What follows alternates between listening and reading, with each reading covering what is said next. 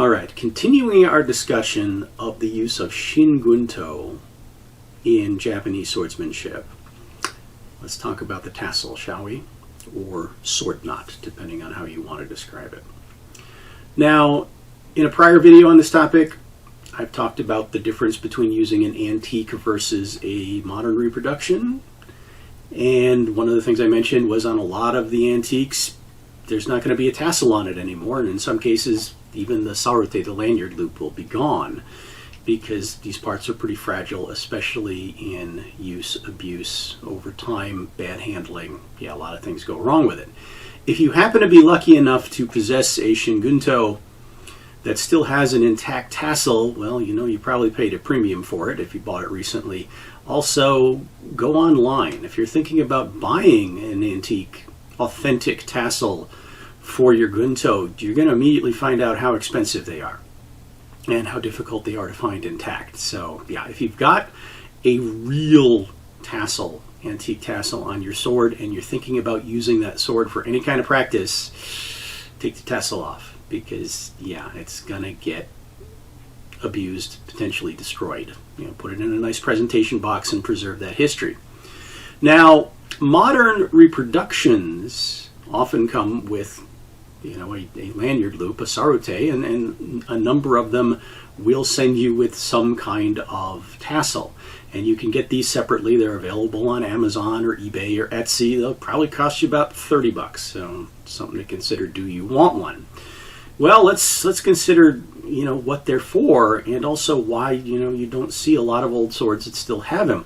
Also, in my observations of demonstrations of Gunto Soho, the actual use of a Gunto for swordsmanship, yeah, usually unless that practitioner is in full dress, they are not using the tassel. And this also reflects back on battlefield behavior. Did the soldier, the officer, find benefit in the tassel, or did it get in their way more than not? So let's talk about what it's for, and this is also going to reflect on other cultures that use sword knots and sword tassels, because they all kind of use them for the same two things. This goes all the way back in Europe to medieval times, and there were a variation of this tassel on tachi in earlier Japanese military history.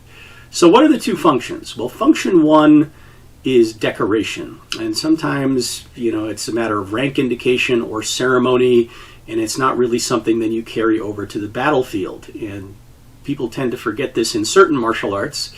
I'm thinking specifically of my experience with Chinese martial arts, where a lot of their swords have tassels on them when you buy them. And we're talking about swords for modern Chinese swordsmanship that are usually Qing Dynasty designs or modern variations thereof that do have decorative tassels on. These are decorations. They're actually versions of holiday decorations.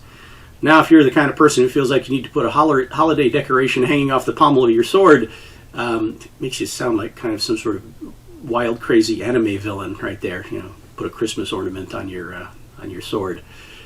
Yeah, that's up to you. But they'll tell you things like, it's to distract your enemy. It's like, yeah, no, not really. It's really going to be more of a distraction to you, and maybe catastrophically so. I'm going to talk about where it can go wrong on you here today.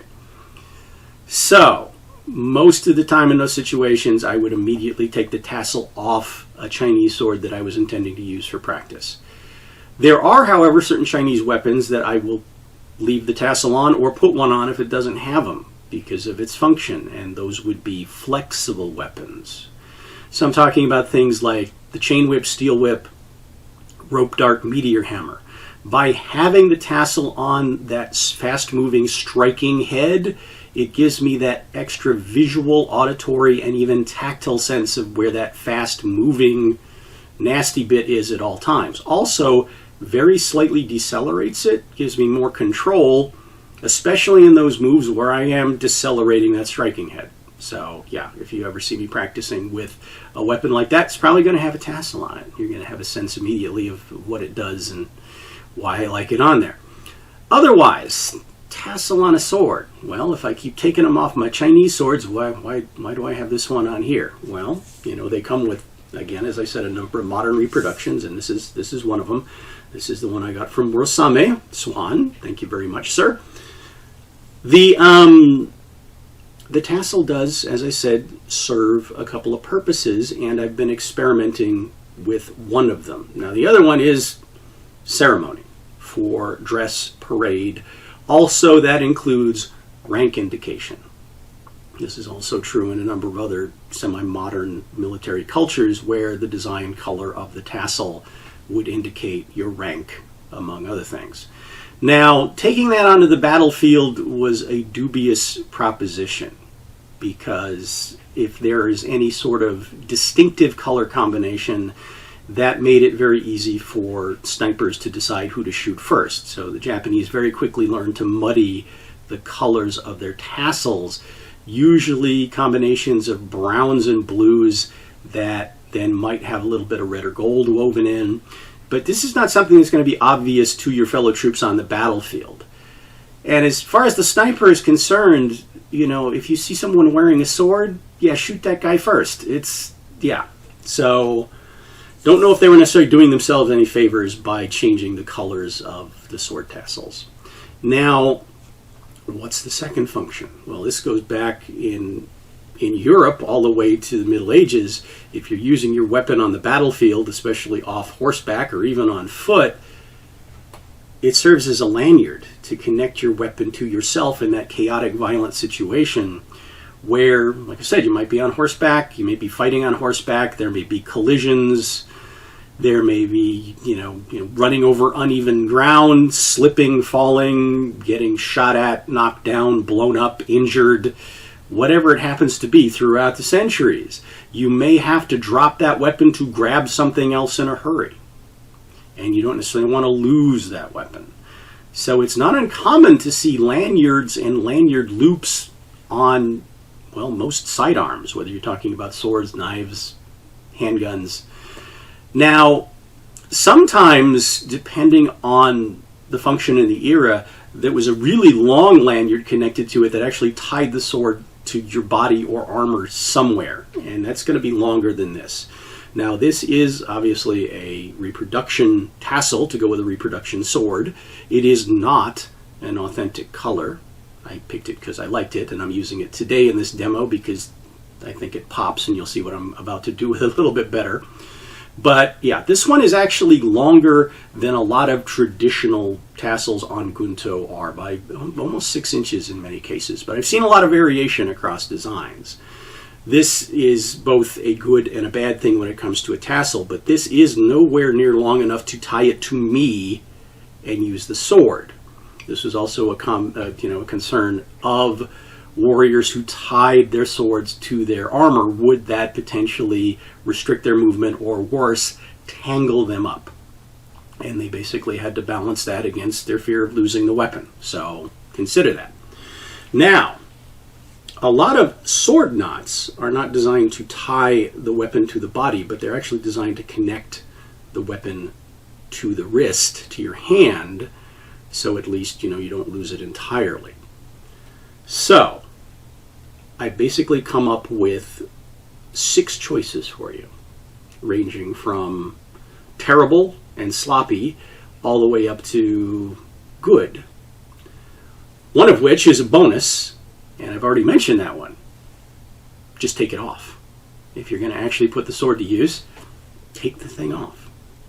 It's probably going to get in your way more than not. But if you want to figure out how to use it and get the benefits of using it, which again are kind of questionable depending on what you do with your sword, let's get into this. So let's start at the bottom of the list. If I was to rank using the tassel, 5 methods I've explored, developed, seen over time, from bad to good, starting with number 5, bad, would be to not do anything with it. Just leave it hanging here.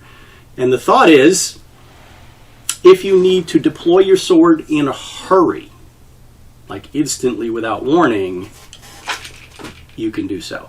Now, just in me doing that, you saw how much that tassel whipped around. Any quick movement of the ska is going to make this thing fly. in some barely controllable directions.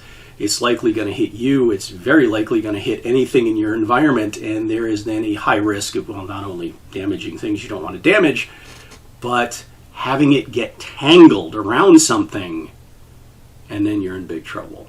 So if you need your sword out in a hurry and it happens to be hanging loose, you make do.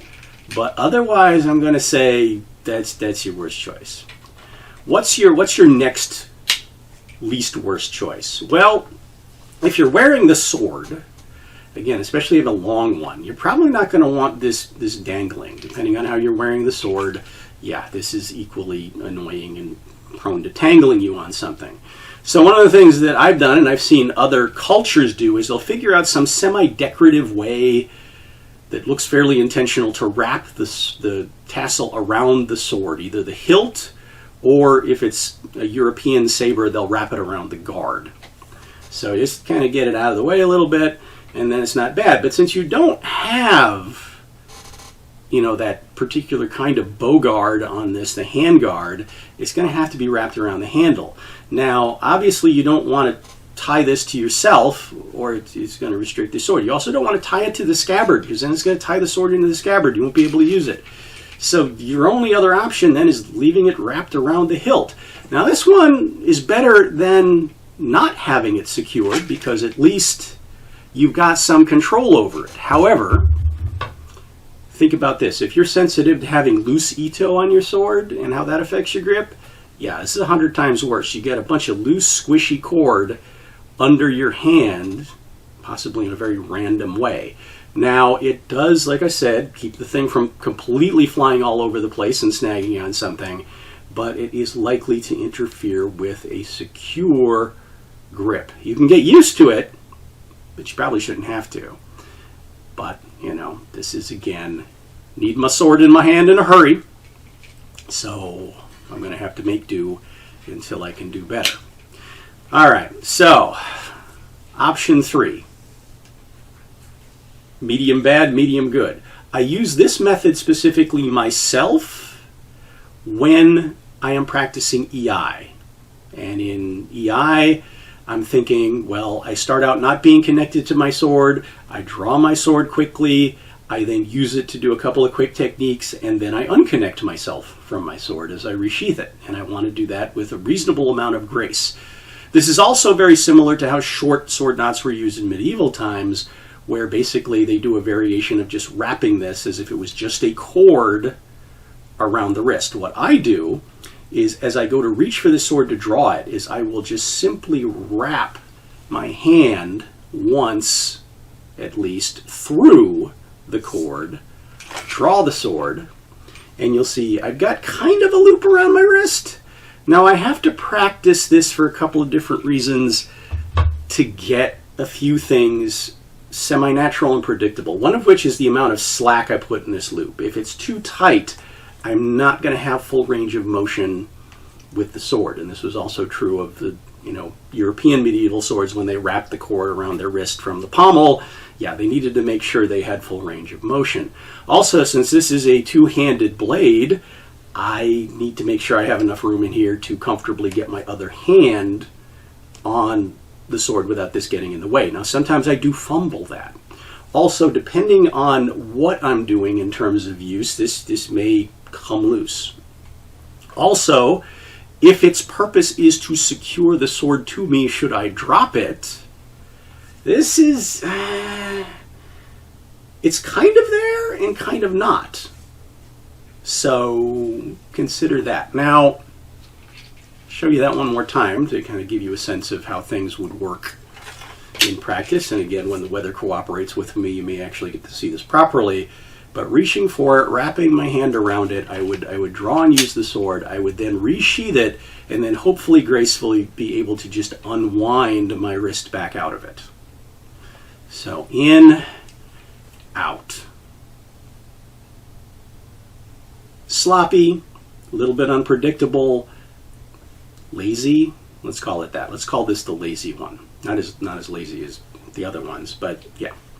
All right, so what are some good ways to use it? Now, these two last ones are more secure, and they kind of depend on the design and condition of your tassel. The first one works based on the thought that your tassel is made out of two cords that are then connected either by a knot or a bob or an acorn, or in this case, you've got, you got a couple of things on this design. Often you have a slider, which we'll talk about in a second, but it is also common to tie the two ends together, hopefully artistically, towards the tassels, the knots at the end, to tie them together. Now, there are certain, I'll show a picture, very neat, almost origami-like ways to do that, which I attempted to do with this, and it did actually look like that briefly, but as soon as you start using it, yeah, it gets a little futzed up, so now it doesn't look nearly so clean. But the idea is, if I'm thinking about, two lines connected at the sword, two lines connected at the end, what I do, and there's two ways to do it, depending on how my hand integrates where the sword is oriented, where the tassel is, what's easier. Two ways to do this particular method. And this method is a slip loop. What I'm going to do is I'm going to pick up the tassel, this first method, stick my hand through it, grab what's left here, pull it through. That creates a loop. I can slip my hand through that, cinch it down. Okay, now I've got a loop under tension. This does a pretty good job controlling the sword in use. Now you'll notice it came a little bit loose there because there's not tension on it. Should I drop the sword, it's going to sink down and hold it securely. So it's not going anywhere. It also, if the tassel's long enough, and I'll talk about length here in a second, gives me potentially plenty of room to get my other hand on without potentially fumbling and getting tangled in here. So yeah, and it's not going to interfere with my range of use of the sword. So it's a pretty good method. Now I said there's two ways to do this. First of all, let me show you how to get it off. This could be, or might not be, a little tricky. Again, the lazy way of just looping my hand around the cord, is one thing. This, I usually am going to need the other hand maybe to help slip it out. But once my hand is out of the loop, it just basically disappears like a magic trick. So you don't have anything to untie or untangle. The other way I might do this is, like I said, there's a couple ways to do it. One, I can pick the tassel up here in the middle, reach through it, and I can grab. The other way is going to be me kind of picking up the tassel, reaching through it, and grabbing. And you may decide which way is more efficient, effective for you. Kind of based on where my sword is hanging, where my tassel is at the time, where I'm catching it with the other hand. But yeah, it's a little bit slow. It is a two-handed process. I'm sure if I practice this a little bit, I could get a little bit better doing it with one hand, but I haven't put a lot of time in this yet. I've certainly seen people with a lot better manual dexterity than I currently have, so that might be a thing to work on, making that part of your EI ritual, because you want everything to be graceful from beginning to end, actually before beginning to after end. So yeah. But slip loop is a secure method. This is also a method that you're probably going to have to use if there is no slider. Also, be aware though, it does require, just like wrapping the thing around your wrist, that you do have a longer tassel. If you're working with a really short one, you're not going to have enough cord length to do, well, pretty much either of those two prior methods, the wrap around the wrist or the loop. So if you've got a shorter cord and you've still got the slider, many sword knots across many cultures will use the slider. How does the slider work? Well, when you buy one of these, in terms of reproduction, the ends are usually not tied together. So go ahead and tie them together in whatever method you choose. Now the method I use is one that I've seen on a lot of these, where they're not, it looks like they're actually, both ends are tied together, but they're not. One end is actually tied around each other. And this is just a matter of preference. You could use either way. So one end does actually slide through the knot compared to the other one. I don't know if that's significantly important functionally or not. I haven't really seen much of a difference in what I'm about to show you, which is this. The slider, it's usually a bead or a loop or something. In this case, it looks like a woven piece of leather. Will slide up and down. All right, you see where this is going. It's usually sitting down here at the end. And this is, again, traditional across many sword cultures, where they've got the slider all the way down against the knot. So you take a second to slide it up, stick your hand through the two ends, cinch it down. All right. Now you've got a lanyard. And as I mentioned, this lanyard style, this connection style, will work if you've got a much shorter lanyard to work with. So if your lanyard basically is long enough to get from here to here, you can use this method. Otherwise, this one, like I said, I still got plenty of slack.